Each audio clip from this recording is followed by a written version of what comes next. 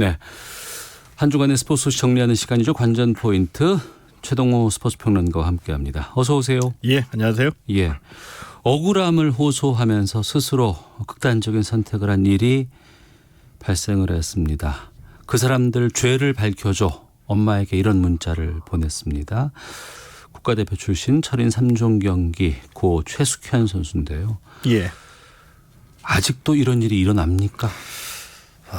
답답합니다. 예. 이런 일이 벌어졌던 게 최근 10년만 따져도 많이 있었죠. 꼭 이 선수가 스스로 극단적인 선택을 하기 전까지 또 이와 유사한 사례들 많이 있었고요.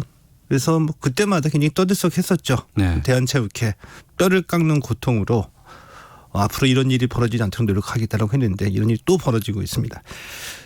언론에 이 이름이 다 이제 공개가 됐기 때문에 이제 실명으로 이제 말씀을 드리겠는데요. 먼저 예. 이 최숙현 선수의 명복을 빌겠고요. 2017년부터 2019년까지 경주시청의 팀에서 이 철인 3종 경기, 그러니까 트라이슬론이라고 보통 얘기를 하거든요. 선수로 뛰었거든요. 근데 이 기간 동안에 이제 경주시청 감독하고 선배 총 4명에게 폭행, 폭언 등을 당했다고 자신의 일기장에다가 이제 기록을 했고요. 네. 폭행 당하는 상황을 녹음해서 이 녹음 파일을 남기기도 했습니다. 그건 밖으로 알리겠다는 의지가 담겨 있는 뜻 아니겠습니까? 실제로 여러 군데 진정을 냈죠. 네. 그런데 도움을 받지 못했어요. 외면받았다는 얘기죠. 네. 근데 아마도 이 극단적인 선택을 한 가장 큰 이유는 더 이상 나를 지켜줄 내가 버틸 힘이 없다. 그거죠. 예. 그것 때문에 이제 지난 26일에 스스로 목숨을 끊는 이 안타까운 일이 발생을 했습니다. 그 해당 감독은 폭행 부인하고 있다고 하던데. 예.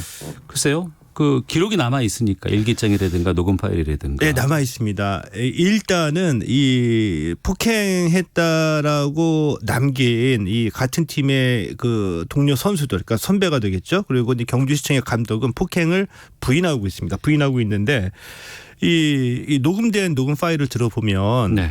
욕설이 나오고요. 그 이를 꼭 깨물어라는 얘기 직후에 구타하는 소리가 들리죠. 그리고 일기장에 계속 이 일들을 기록을 해왔고요. 예. 어제는 한 방송사와의 인터뷰에서 이 최숙현 선수의 동료 선수가 직접 나와서 인터뷰를 하면서 폭행이 있었다라고 증언을 하기도 했습니다. 네. 이 동료 선수들의 증언에 따르면은 심한 모욕감을 느끼는 사례들이 많이 있는데 예를 들면은 이제 그 아무래도 선수이다 보니까 체중 감량 진시가 내려왔거든요. 그런데 기록이 좀 부진하거나 이 몸무게가 늘어날 경우에 그렇게 너가 좋아하는 빵을 한번 먹어봐. 20만 원어치 빵을 사가지고 다 먹게 했다는 이게 이제 식고문이라고 좀 표현이 돼서 나오고 있죠. 네. 이 빵을 먹다가 3명의 선수들이 다 토해내고 아이고. 이런 일도 있었다고 얘기하고요. 또 아침에 감독에게 얘기하지 않고 복숭아를 먹었는데 이 체중 감량 몸무게 늘어났다고 이 복숭아 한 개 먹었다고 뺨을 20차례 때린 일도 있었고요. 이런 일이 있었으니까 참 견디기 힘들었겠죠. 그래서 이 최숙현 선수의 심정이 다 드러나는데 네. 이 마지막에 남긴 카톡 엄마한테 보낸 그 카톡 내용이 엄마 사랑해 그 사람들 죄를 밝혀줘입니다. 네. 대한체육회라든가 여러 기관에서 이런 거 감독할 권한이 있습니다. 예. 여기다가 여러 차례 진정서도 내고 호소를 했다고 하는데 전혀 도움을 받지 못했다고요? 그동안에도 많은 분들이 노력을 해왔고 이와 같은 일들이 벌어지지 않도록 하기 위해서 또 네. 일부 성과도 있었습니다. 그래서 제도적으로 개선도 하고요. 그랬는데 또 이런 일이 일어났기 때문에 화도 많이 나고 가장 이 중요하고 근본적인 문제점이 바로 이것이라고 저는 생각을 하는데 네. 그러니까 이 최숙현 선수가 대한체육회 인권센터에 진정했고요. 경북도 체육회에도 진정했고 철인 3종 경기 협회 경주시청 등에 다 진정을 냈습니다. 그래요. 예. 이 관계 기관이 근데 전부 다 형식적인 절차만 밟았을 뿐이지 실질적인 도움을 주지 못했다는 얘기죠. 네. 심지어는 이건 이제 증언입니다. 증언인데 이 장례식이 있었잖아요. 예. 철인 3종 경기 협회 임원이 나와서 장례식 때에는 입단속을 시켰다는 겁니다. 누구한테요? 선수들에게요. 장례식에 조문으로 온 선수들에게. 예. 쓸데없는 얘기해서 소문나지 않게 해라. 이런 지원까지 나왔고요. 저는 이제 어제 대통령께서 한마디 언급을 하셨고요. 이 문제에 대해서 예. 이 차관을 중심으로 조사단을 문첩에서 꾸린다라고 하는데 폭행이 있었는지 없었는지 또 폭행이 있었다면 가해자들이 어떤 처벌을 받아야 되는지 이거는 지금 이제 검경에서 수사가 진행 중이니까 거기서 다 알아서 할 거라고 봅니다. 예. 왜 그동안 공들여 만들어놨던 인권과 관련된 시스템, 대한체육회 스포츠인권센터, 네. 또 이 경북도 체육회 여기에서 인권과 관련된 시스템이 왜 제대로 작동이 되지 않는지. 최숙현 선수가 언론에 공개하기 전에 진정서를 냈을 때 네. 이게 왜 제대로 작동이 되지 않는지를 밝혀내는 게 문제의 핵심이라고 봅니다. 그 단계에서 시스템이 작동이 됐다 그러면 이런 일이 안타까운 죽음이 있을 수 없지 않았겠습니까? 의미 있는 말씀해 주셨고요. 앞서서 그래도 이제 철인 3종 경기협회 경주시청 특히 이제 대한체육회 스포츠 인권센터 이 인권센터 만들어 준 거 아니에요? 예, 그렇죠. 근데 여기다가 진정을 했는데 왜 제대로 역할을 안 했을까요? 최숙현 선수 사건 발생하기 전에도 선수들한테 저 이런 얘기 많이 듣습니다. 직접 들은 얘기를 말씀을 드리면은 믿음이 안 간다는 얘기예요.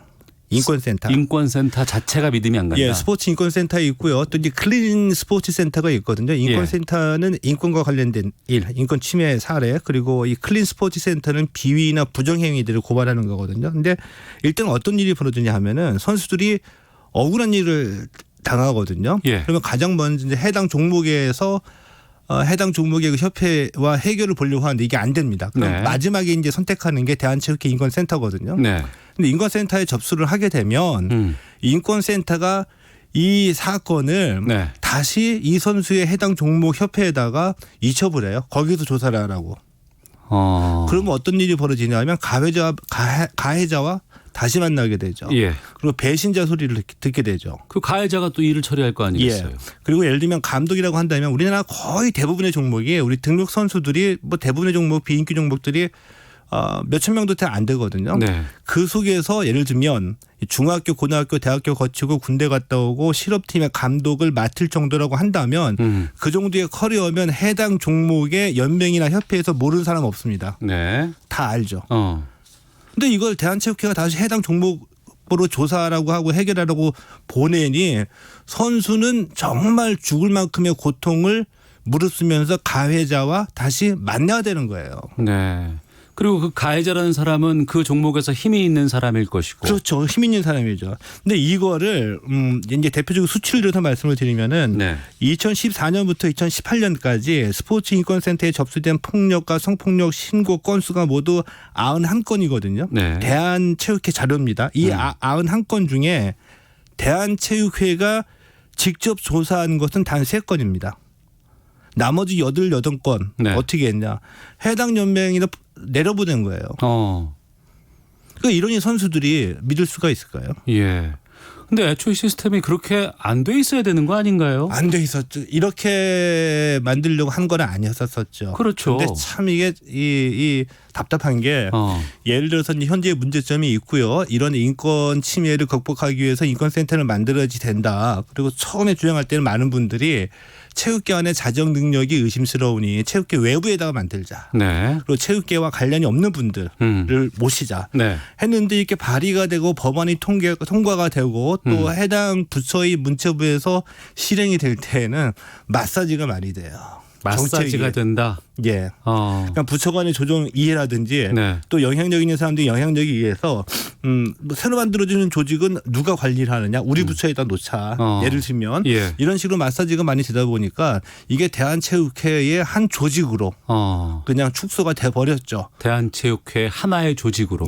그래서 이제 이를 다시 이제 문제점을 보완하기 위해서 8월 달에 스포츠 윤리센터가 발족을 하는데 이건 이제 별개로 얘기를 하고요. 근데 처음에는 어떤 일이 벌어졌냐 하면은 인권센터에 계시는 분들은 예를 들면은 인권에 대한 의식이 있는 분들이어야 되잖아요. 그렇죠. 한국체육계 문제점이 뭔지 파악하고 이걸 극복하고 개선해 나가려는 의지가 있어야 되는데 이런 분들이 만약에 아니라면 체육회 안에서 정상적으로 로테이션 돼가지고 임명을 받은 분이라고 한다면 이분들 중에는 옛날에는 참 편했는데 인권 지키고 뭐 지키고 하려고 하니까 참 어렵다. 그러면 성적 안 나온다 이런 소리 하고요.